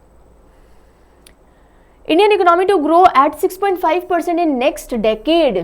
चीफ इकोनॉमिक एडवाइजर जी ने कहा है कि जो इंडियन इकोनॉमी है अगले एक दशक में 6.5% के रेट से ग्रो करने वाली है। कौन है CEA? वी अनंत नागेश्वरन जी। और फिनेंस मिनिस्ट्री के इकोनॉमिक सर्वे की अगर हम बात करें, उन्होंने प्रोजेक्ट किया है कि 2023-24 में हमारा जो इकोनॉमिक ग्रोथ रहेगा वो 6.5% रहेगा। RBI का प्रोजेक्शन ये बोलता है कि 6.4% रहेगा 2024 में। वर्ल्ड बैंक का प्रोजेक्शन आया इंडिया के जीडीपी ग्रोथ पे कि 2024 में 6.3% हमारा ग्रोथ रहेगा। एशियन डेवलपमेंट बैंक ने प्रोजेक्ट किया है इंडियन जीडीपी ग्रोथ 6.4 रहेगा 2023 में, 2024 में 6.7 हो जाएगा। यस, अगर आप बैंकिंग स्टूडेंट है पर्टिकुलरली तो ये प्रोजेक्शंस आपको ध्यान रखने पड़ेंगे, बाकी लोग छोड़ दें तो भी चल जाएगा काम। RBI कीप की पॉलिसी रेट्स अनचेंज्ड। RBI ने, रिजर्व बैंक ऑफ इंडिया ने की पॉलिसी रेट्स जो हैं वो ज़्यादा बदलाव नहीं किया उनमें, और प्रोजेक्ट्स FY24 GDP 6.5% पे उन्होंने बोला है। तो अब देख लो, पहले तो सारे रेट्स देख लो एक बार। पॉलिसी रेपो रेट 6.5% हो गया, SDF रेट हो गया अपना 6.25, मार्जिनल स्टैंडिंग फैसिलिटी रेट जो है MSF रेट है 6.75, bank rate 6.75, fixed reverse repo rate 3.35, CRR 4.5 हो गया, SLR 18% हो गया। ये सीधे सीधे अगेन इंपॉर्टेंट किसके लिए हैं? पर्टिकुलरली फॉर बैंकिंग वाले बच्चे ज़्यादा इंपॉर्टेंट है ये। मॉनेटरी पॉलिसी कमेटी ने डिसाइड किया है कि पॉलिसी रेपो रेट अनचेंज रहेगा 6.5% के ऊपर, बाकी में भी ज़्यादा बदलाव नहीं देखा गया है। इन्फ्लेशन फोरकास्ट 2024 का लोअर हो गया है, 5.3 था पहले, अब 5.2% इन्फ्लेशन फोरकास्ट दिया है 2024 के लिए। वर्ल्ड ट्रेड ऑर्गेनाइजेशन ने प्रोजेक्ट किया है कि जो ट्रेड होगी, ग्लोबल ट्रेड, वो 1.7% के रेट से होगी 2023 के अंदर ग्रो करेगी।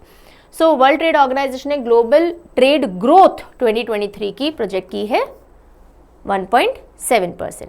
एक्चुअली ग्रो नहीं करेगी, स्लो डाउन हो जाएगी, बिकॉज पहले जो प्रोजेक्शन था वो 2.7% का था, और बहुत सारे फैक्टर्स हैं जिनकी वजह से इसका जो प्रोजेक्शन है वो कम हुआ है। रशिया यूक्रेन कॉन्फ्लिक्ट की वजह से, इन्फ्लेशन बढ़ना एट्सेट्रा रीजन से इसने अपना प्रोजेक्शन लोअर डाउन किया है। इंटरनेशनल मॉनेटरी फंड ने प्रोजेक्ट किया है ग्लोबल ग्रोथ रेट 3% से होगी 2023 के अंदर एंड वीकेस्ट रहेगी ये पिछले 3 दशकों में। इतनी कम growth rate, global growth rate कभी भी प्रोजेक्ट नहीं की गई है। और IMF के हेडक्वार्टर की बात करें तो वॉशिंगटन DC में है। Which bank has recently launched India's first voice biometric authentication banking app? कौन सा बैंक है जो मैंने आपसे पूछा माइलस्टोन क्वेश्चन में? City union bank. कौन सा बैंक है? City union bank. और इससे क्या होगा कि भाई जो पिन और OTP का फ्रॉड होता है ना, उससे बचा जा सकता है, लेकिन ये वॉइस मॉड्यूलेशन वगैरह करोगे तो अलाउ नहीं करेगा लॉगिन करना, उससे फुल प्रूफ है ये। ठीक है। The coffee table book name the banker of every Indian is launched by which bank? State Bank of India. एक कॉफी टेबल बैंक है, the banker to every Indian, not every, of the banker to every Indian नाम से coffee table book है। वो कौन से bank ने launch की है? स्टेट बैंक ऑफ इंडिया ने लॉन्च की है। और 75 ईयर्स ऑफ इंडियन इंडिपेंडेंस पूरे हो गए हैं और 200 साल हो गए हैं SBI को, तो इसके उपलक्ष्य में ये टेबल बुक लॉन्च की गई है, कॉफी टेबल बुक। इस तरह की लंबी बुक्स जो होती है ना, उनको कॉफी टेबल बुक कहा जाता है। और SBI one of the largest and oldest bank है। इसको शुरू किया था 1806 में। किस नाम से शुरू किया गया था? बैंक ऑफ कैलकटा से। बाद में इसका नाम बदल के क्या किया गया था? Imperial bank of India. 1955 में इसको नेशनलाइज कर दिया गया था और तब ये बना था स्टेट बैंक ऑफ इंडिया। चलिए, तो ये हो गए हमारे बैंकिंग एंड फाइनेंस के इंपॉर्टेंट सारे एरियाज कवर। इसके बाद हम आते हैं साइनिंग ऑफ क्वेश्चन पे, क्योंकि इसके बाद अब मैं टाटा बाय बाय करूंगी। बहुत लंबी वीडियो हो गई, मैं बोलते बोलते थक गई हूँ, आप सुनते सुनते थक गए होगे। इस क्वेश्चन का आंसर आपको अगले वीडियो में, that is the 5th video जो हम लेकर के आएंगे, उसमें मिलेगा। वो कल आ जाएगा। आई नो आप में से कई सारे बच्चों के एग्जाम्स लाइंड अप हैं, इसलिए will be doing it tomorrow positively. Dash becomes the first female umpire to officiate men's T20 international. पुरुषों के T20 इंटरनेशनल में अंपायरिंग करने वाली पहली महिला अंपायर कौन बनी है? नाम पता है तो लिखिएगा, नहीं पता तो कल के वीडियो का वेट कीजिए, नहीं तो गूगल कर लीजिए। और जल्दी ही मिलते हैं। आई होप आज जो भी कुछ पढ़ा होगा सब कुछ ढंग से समझ में आ गया होगा। और अगर कोई भी डाउट है, क्वेरी है, तो you can always write it down to parchamclasses06@gmail.com. We'll be happy to support you. For all your feedbacks, even the comment section is open. Take good care of yourself. Bye bye.